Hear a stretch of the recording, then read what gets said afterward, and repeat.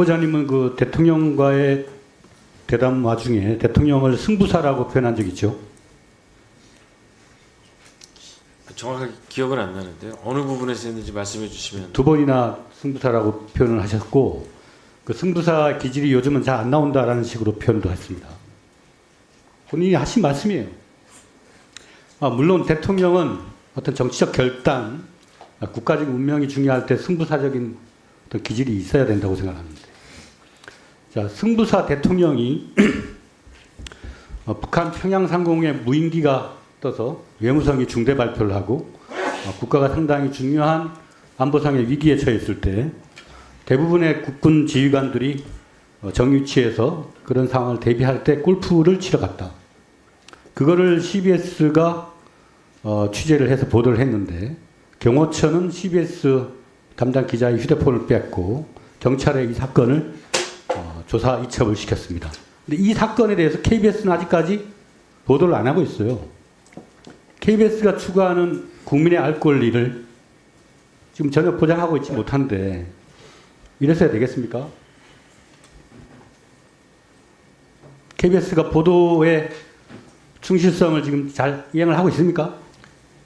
사장 후보자가 특정 사안에 대해서 리포트를 해야 된다. 기사를 써야 된다. KBS의 책임자는 뉴스 보도의 공정성과 독립성을 보장하고 책임져야 할 의무가 있습니다. 의무를 지기 위해서 그 자리에 앉아 있는 거예요. 자, 앵커로 시작하기 전에 일평균 247만 명이 KBS를 시청을 했는데 박장범 앵커가 등장한 이후에 168만 명으로 32%가 감소했다고 합니다. 자, 조직 내 신망이 두텁다고 용산 대통령이 임명 배경을 설명했는데 조직 내에서 신망이 두터운 증거를 좀 말씀해 보세요. 누구로부터 어떤 지지를 받고 있습니까?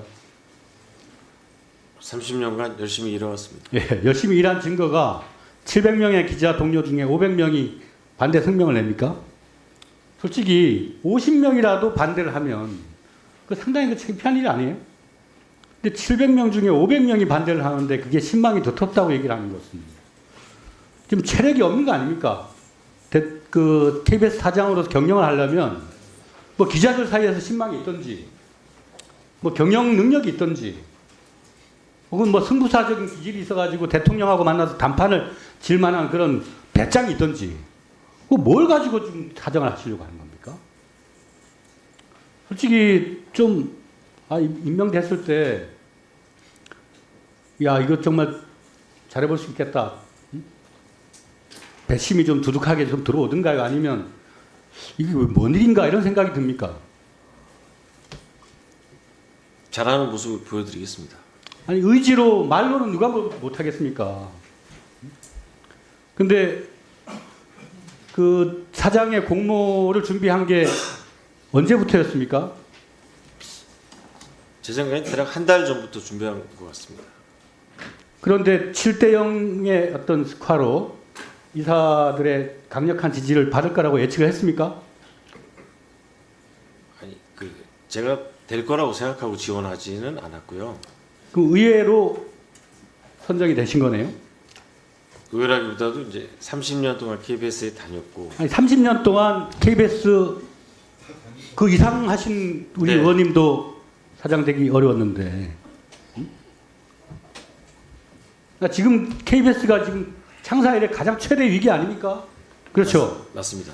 그 위기를 돌파할 수 있는 노하우, 배짱, 조직 내의 신망 도대체 뭐가 있는 겁니까? 대통령 부부로부터의 신망도 아까 보니까 별로 특별한 인연도 없으신 것 같은데 곰곰이 생각을 해보시고 오늘 밤에 집에 들어가셔가지고 이거 정말 내려놓을 고민을 좀 해봐야 되지 않을까. 조직의 이익을 위해서나 본인이 장담 못하고 감당 못할 일을 뒤집어 썼다가 나중에 어떤 패가 망신을 할까 두렵지 않습니까? 그 솔직히 한 번만 더 생각해 봐 주세요. 신망이 도대체 누구한테 신망이 있는 건지. 예?